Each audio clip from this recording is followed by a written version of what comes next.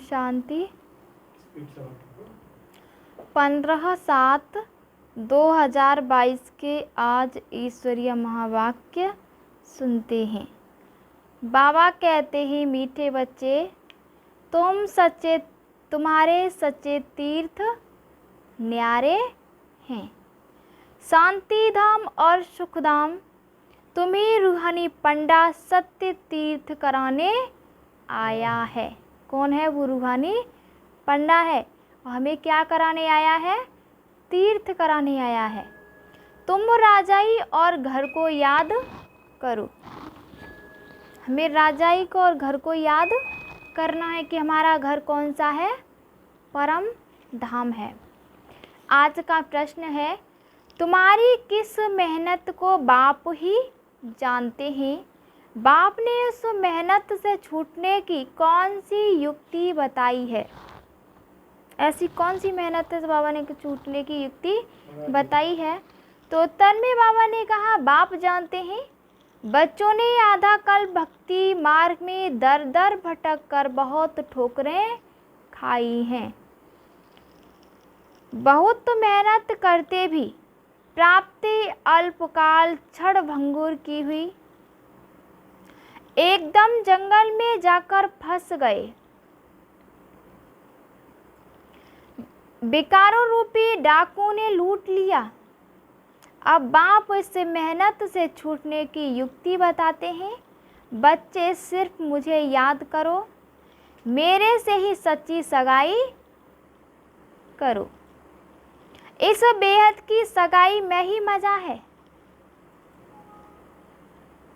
देह अभिमान रूपी बड़े डाकू से बचने के लिए, देह अभिमान बड़े डाकू से बचने के लिए अपने को इस देह से न्यारी आत्मा समझो। हम देह की अगर स्थिति में रहते हैं तो बाबा ने उसको क्या कहा? डाकू है। ये गीत है, ओम नमो शिवाय। मैं शिव को नमस्कार करती हूँ। ओम शांति। बच्चों को रिफ्रेश करने के लिए रिगार्ड भी काफ़ी होते हैं। इसलिए बाप कहते हैं, और फर्नीचर आदि तो घर में लाया जाता है। रिगार्ड माना सम्मान देते हैं। इसलिए बाप कहते हैं, और फर्नीचर आदि तो घर में लाया जाता है। 5-7 रिगार्ड भी घर में रखो। फर्नीचर वगैरह होते वो तो हम अपने घर के लिए लेके आते हैं, लेकिन बाबा ने कहा 5-7 रिगार्ड भी घर में रखो। भले बाल बच्चे भी रिगार्ड सुने तो भी नशा चढ़े, तो भी क्या चढ़े? नशा चढ़े। महिमा तो सारी एक बाप की है ना, परंतु इस समय कोई उनको जानते नहीं है। और तो मनुष्यों की ढेर महिमा करते हैं। फॉरेन के कोई आदमी आते हैं तो उनके दर्शन करने के लिए जाते हैं। बाप को सिर्फ बच्चे ही जानते हैं। एक ही बाप है जो पतित दुनिया से पावन दुनिया में ले जाते हैं। पतित दुनिया है विषय सागर और पावन दुनिया है क्षीर सागर।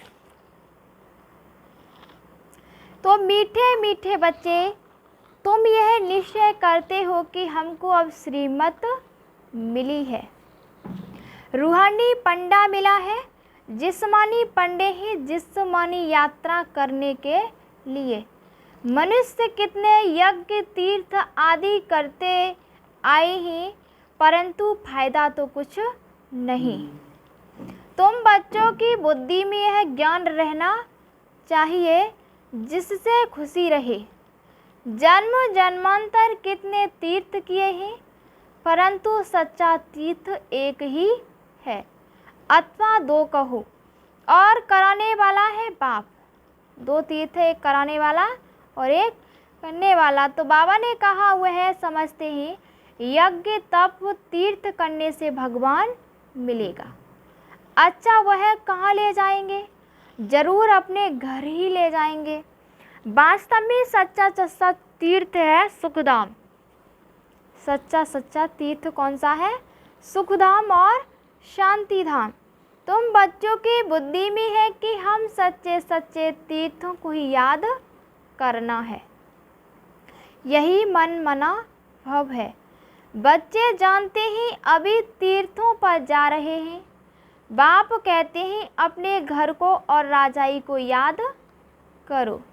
स्वर्ग का रचयिता एक बाप ही है, उसको हेवनली गॉड फादर कहा जाता है ना, स्वर्ग का पिता कहा जाता है। पूछा जाता है हेवनली गॉड फादर से आपका क्या संबंध है, तो कहते हैं क्या संबंध है। अगर सिर्फ तुम पूछेंगे कि यह गॉड फादर को तुम पहचानते हो, सिर्फ तुम पूछेंगे कि गॉड फादर को तुम पहचानते हो, तो झट कह देंगे हाँ वह सर्वव्यापी है। तो यह समझाने की युक्ति रची जाती है कि बच्चों को सहज हो। तकलीफ तो बहुत देखी है ना। आधा कल्प 63 जन्म तुम आसुरी मत पर चले हो। पुरुषार्थ तो किया जाता है अच्छी प्रारब्ध पाने के लिए, परंतु तुम जानते हो अभी हमारी चढ़ती कला हुई नहीं है और ही गिरते आए हैं। कितना माथा मारते रहते हैं भक्ति मार्ग में, कितनी मेहनत की, दर दर भटकते हैं। बाप जानते हैं बच्चों ने बहुत मेहनत की है कि मुझे ढूंढने के लिए ठिक्कर भित्तर में घूमते रहते हैं। बहुत तकलीफ उठाई है, 63 जन्म बहुत धक्के खाए हैं। जैसे सन्यासी लोग कहते हैं इस दुनिया में काग भ्रष्टा समान सुख है, वैसे तुमने जो इतनी मेहनत की, थोड़ा सा अल्पकाल का सुख मिला क्योंकि साक्षात्कार हुआ, थोड़ा सा सुख हुआ।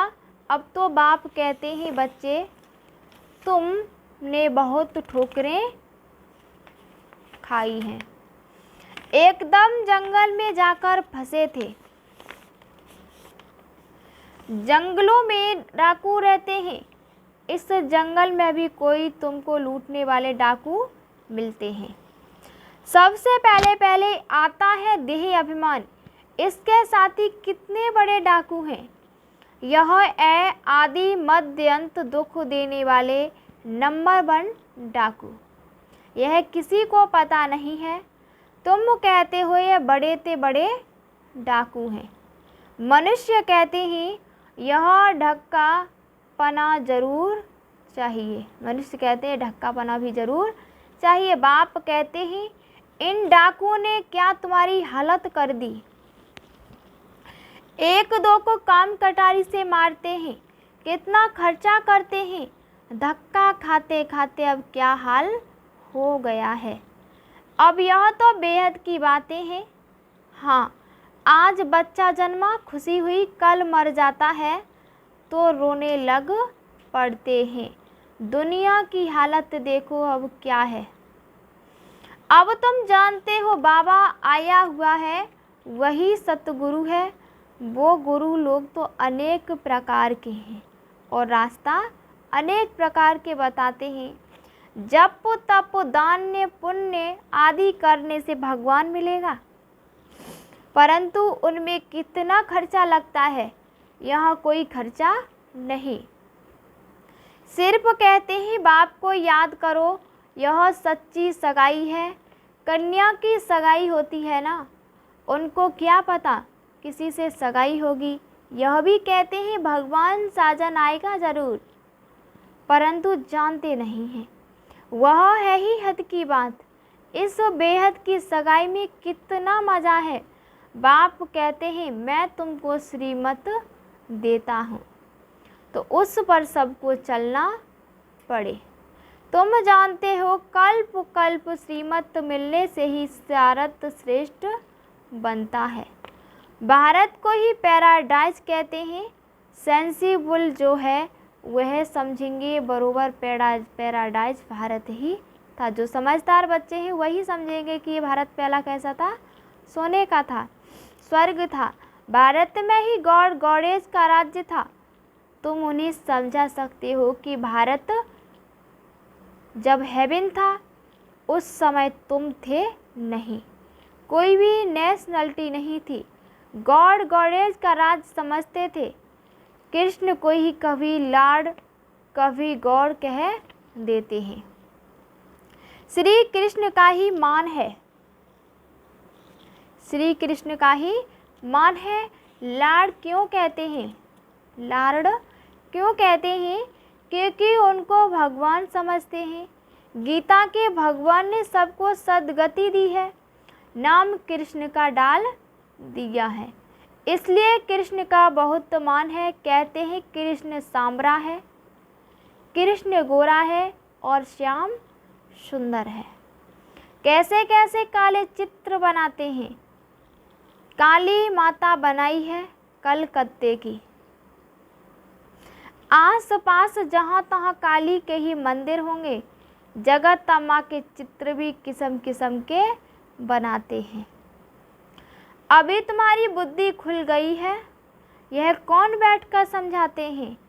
सतगुरु सत बाबा सत शिक्षक, उनका नाम है सत, माना सच बोलने वाला, सच जानने वाला। गिरत सुखमणि में उनकी बहुत महिमा है।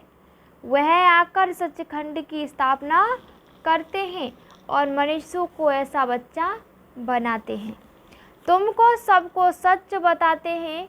सिख लोगों को भी समझाना तो बहुत सहज है। वह अकाल तख्त को भी मानते हैं। सत श्री अकाल का तख्त है। यह बेचारों को कुछ भी पता नहीं कि सत श्री अकाल किस तख्त पर बैठे हैं। आत्मा शरीर रूपी तख्त पर बैठती है। कितना बड़ा तख्त है। बाप आकर इस तख्त पर बैठते हैं। यह है अकाल तख्त। ज्ञान सागर बाप इसमें बैठ हमको ये मुक्ति, जीवन मुक्ति का राह दिखा रहे हैं।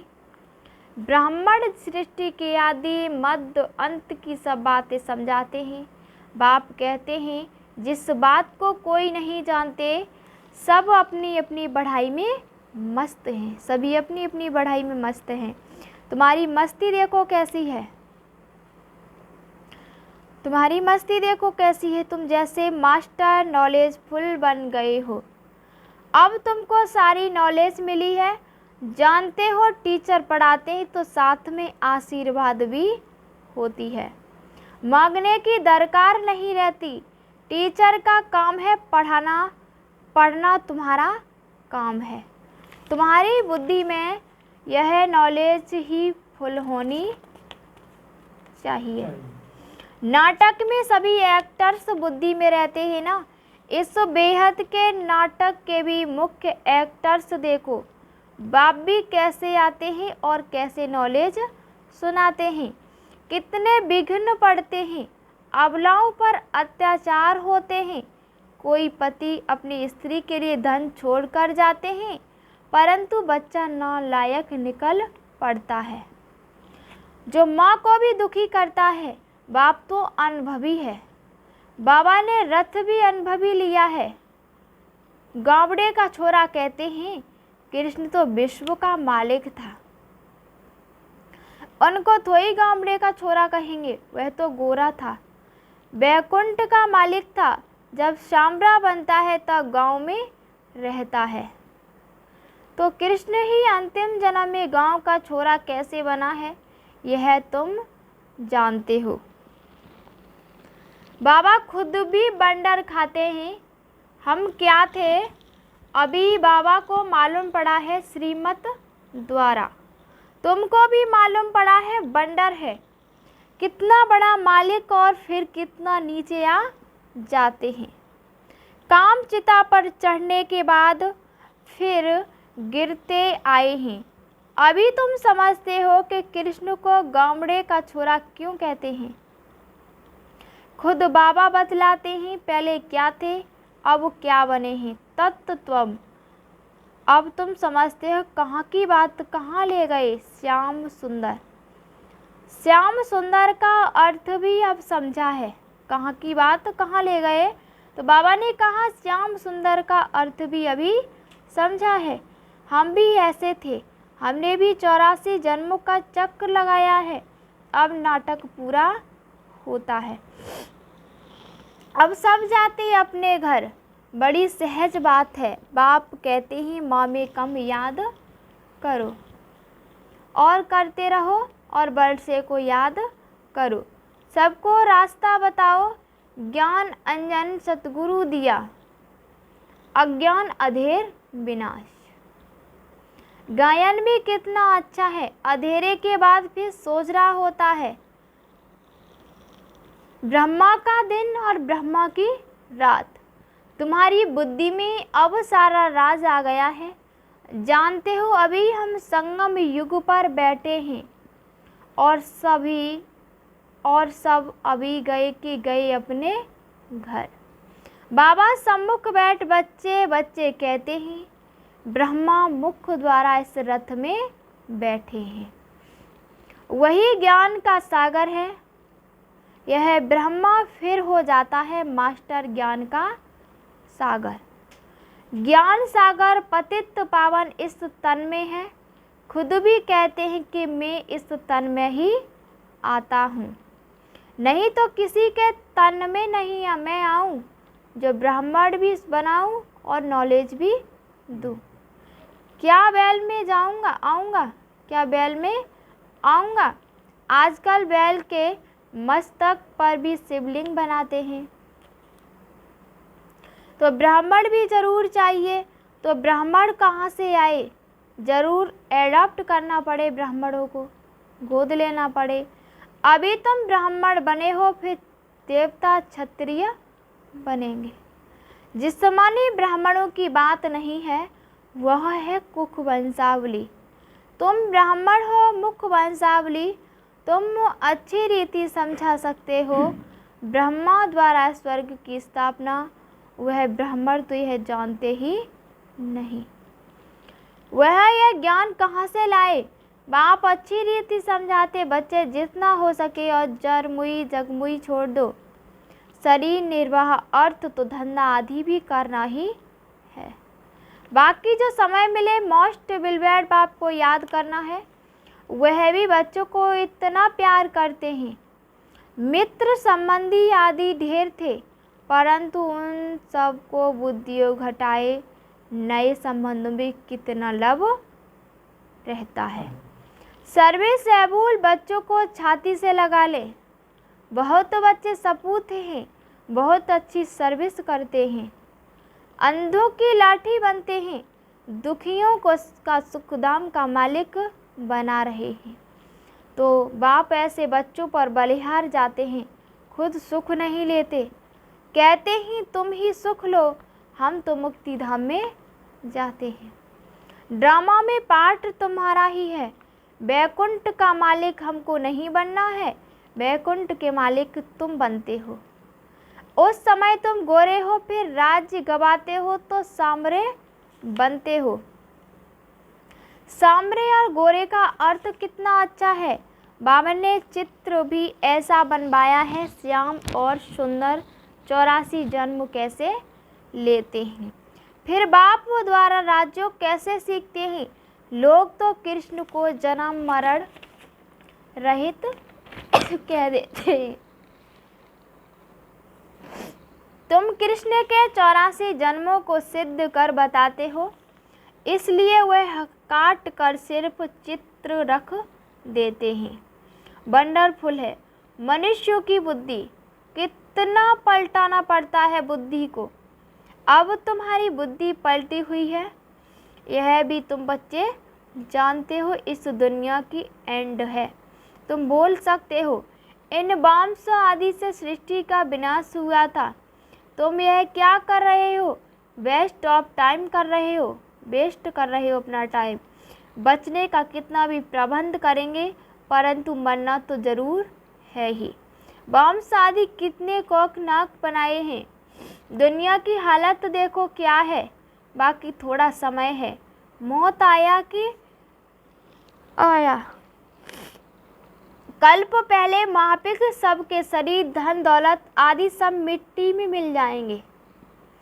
बाकी हम सब आत्माएं बाबा के पास जाकर पहुंचेंगे, फिर अपनी राजधानी में आकर डांस करेंगे। अच्छा, मीठे मीठे सिकील्दे बच्चों प्रति माता पिता बाप दादा को याद प्यार और गुड मॉर्निंग। रूहानी बाप के रूहानी बच्चों को नमस्ते। हम सभी रूहानी बच्चों की रूहानी माता पिता बाप दादा को याद प्यार और गुड मॉर्निंग। नमस्ते नमस्ते नमस्ते। धारणा के लिए मुख्य सार है। पहली पॉइंट है, अपनी बुद्धि को नॉलेज से सदा फुल रखना है। बाप से आशीर्वाद व कृपा मांगने के बजाय पढ़ाई पर पूरा ध्यान दे।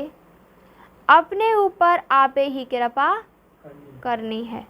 दूसरी पॉइंट है, दुखियों को सुखधाम का मालिक बनाने की सेवा करनी है। ऐसा सपूत सर्विस एबुल बनना है जो बाप भी बलियार जाए। वरदान है आज का, मन बुद्धि की एकाग्रता द्वारा हर कार्य में सफलता प्राप्त करने वाले कर्मयोगी भव। दुनिया वाले समझते हैं कि कर्म ही सब कुछ है, लेकिन बाप दादा कहते हैं कि कर्म अलग नहीं, कर्म और योग दोनों साथ साथ हैं। ऐसा कर्मयोगी कैसा भी कर्म होगा उसमें सहज सफलता प्राप्त कर लेगा। चाहे स्थूल कर्म करते हों चाहे अलौकिक करते हों, लेकिन कर्म के साथ योग है, माना मन और बुद्धि की एकाग्रता है, तो सफलता बधी हुई है। कर्मयोगी आत्मा को बाप की मदद भी स्वतः मिलती है।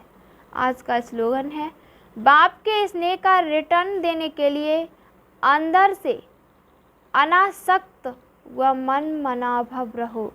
अच्छा, ओम शांति।